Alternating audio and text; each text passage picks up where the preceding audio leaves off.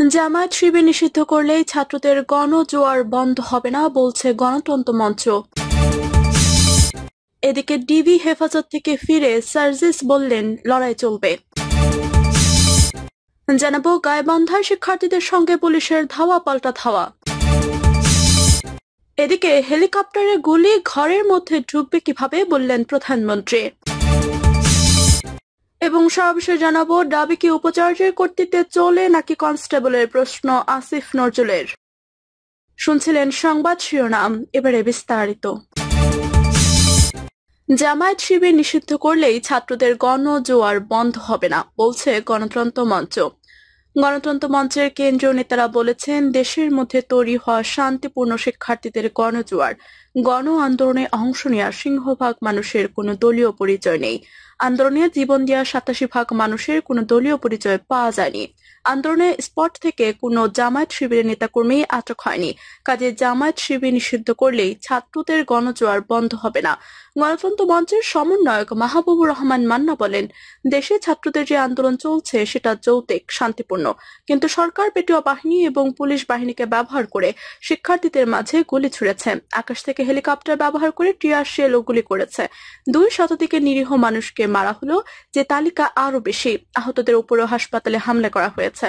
মাহমুদুর রহমান বলেন, আজ সামরিক বাহিনীকে কলুষিত করার চেষ্টা হচ্ছে, অথচ এখনো সামরিক বাহিনীকে মানুষ শ্রদ্ধা করে। আগে কি কখনো দেখেছেন কারফিউ হলে রাস্তায় মানুষ নেমে পড়ে?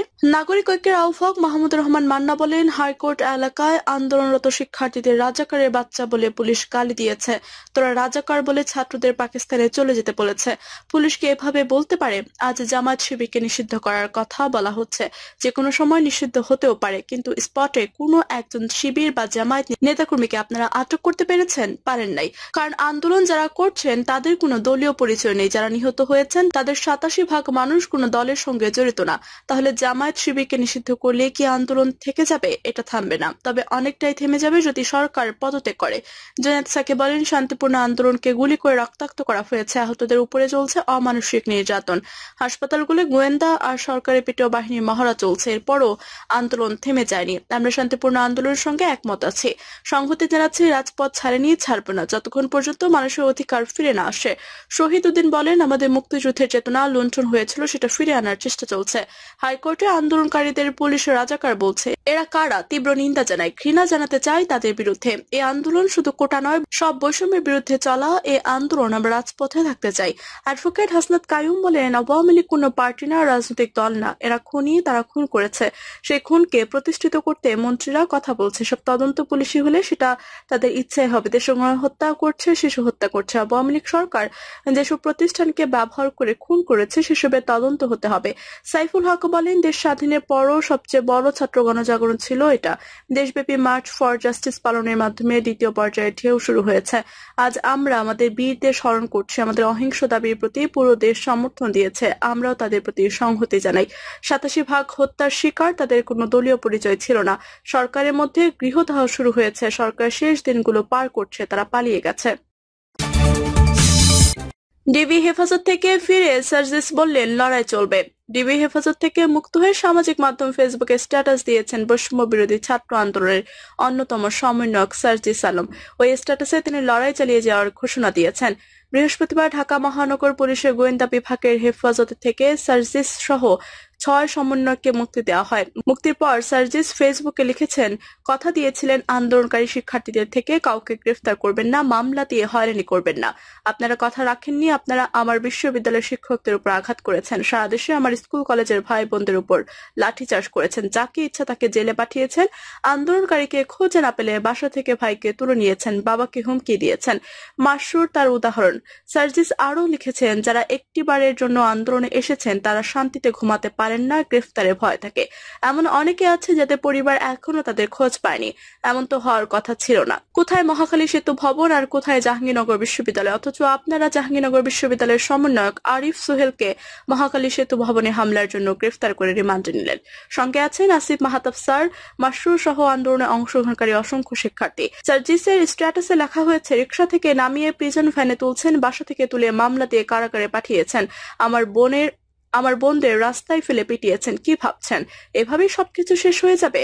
6 দিনের ডিবি হেফাজতে দিয়ে 6 জনকে আটকে রাখা যায়, কিন্তু এই বাংলাদেশের পুরো তরুণ প্রজন্মকে কিভাবে আটকে রাখবেন? দুর্নীতি, লুটপাট, অর্থ পাচার, ক্ষমতার অপব্যবহার করে যে ক্ষোভ সৃষ্টি করেছেন প্রতিনিয়ত, সেগুলো কিভাবে নিবৃত্ত করবেন? পুলিশ ভাইদের উদ্দেশ্যে একটা কথা বলি, এদেশের মানুষের ক্ষোভ আপনাদের উপর নয়, পুলিশের উপর নয়, এই ক্ষোভ আপনার গায়ে পোশাকটার উপর, যে পোশাকটাকে ইউজ করে বছরের পর বছর আপনাদের দিয়ে এদেশের অসংখ্য মানুষকে দমন পীড়ন করা হয়েছে, অত্যাচার নির্যাতন করা হয়েছে, জেল আর আদালতের প্রাঙ্গণে চক্কর কাটানো হয়েছে সেই পোশাকটার উপর।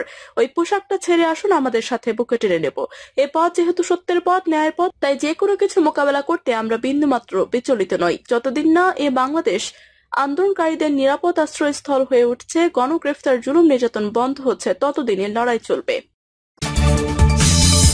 গাইবান্ধায় শিক্ষার্থীদের সঙ্গে পুলিশের ধাওয়া পাল্টা ধাওয়া।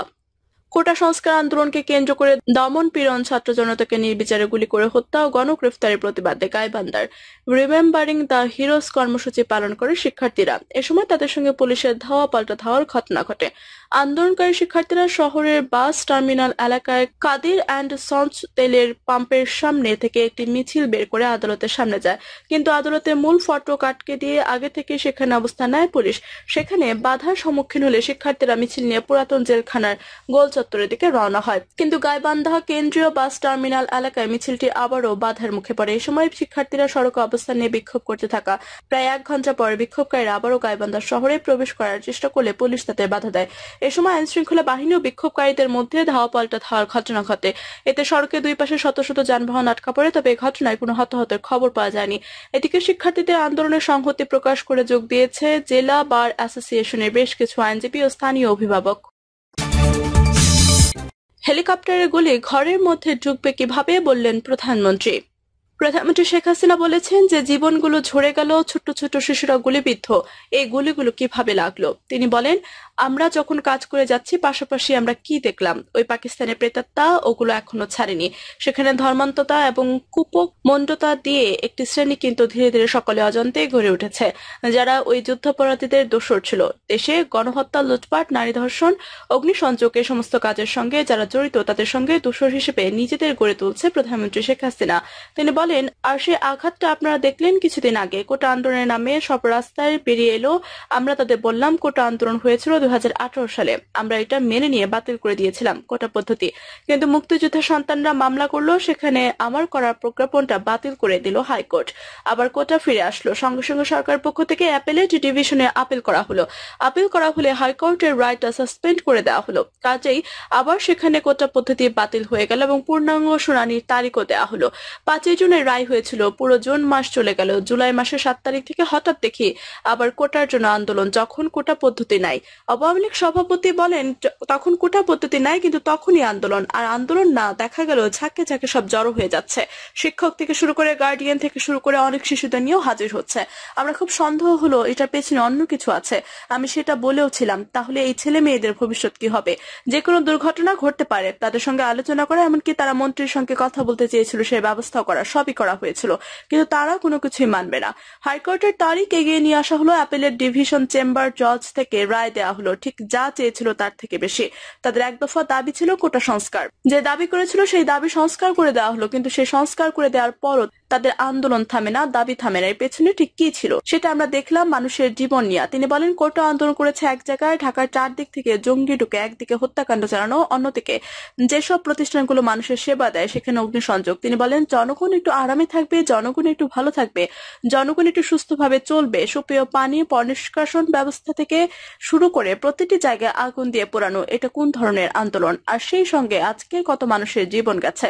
4 দিক থেকে অস্ত্রধারী কোথাও, ঢাকা বিশ্ববিদ্যালয়ে 300 কামরা, সেখানে এখন ভিডিও ফুটেজও পাওয়া গেছে, যাতে অস্ত্র হাতে, কারো হাতে তরবারি, কারো হাতে লাঠি, কারো হাতে শাবল নিয়ে পুরো তছনছ করে দেওয়া হয়েছে। ছেলেদের সব জিনিসগুলো পুড়িয়ে দেওয়া, মেয়েদের হোস্টেল, রোকেয়া হল, শামসুন্নাহার হল, ইডেন কলেজ, বদরুন্নেসা কলেজ, মেয়েদের উপর যে টর্চার, পাকিস্তান আমলে পাকিস্তানি হানাদার বাহিনী যেভাবে টর্চার করেছে, ঠিক সেই ধরনের টর্চার গুলো মেয়েদের উপর। তিনি বলেন, মুক্তিযোদ্ধার সন্তান বা ছাত্রলীগ করে, ছাত্রলীগ করতে পারবে না, তাদের উপর জুলুম অত্যাচার। এক মেয়েকে 100 বার উঠবোস করালো, তারপর যে সমস্ত ঘটনা ঘটনা ঘটিয়েছে। একজন মহিলা সাংবাদিককে প্রকাশ্যে রাস্তায় ফেলে তাকে উলঙ্গ করে তারপর পাশবিক অত্যাচার এমন কিছু নেই, 3 জন সাংবাদিকের উপর ওই অত্যাচার করেছে।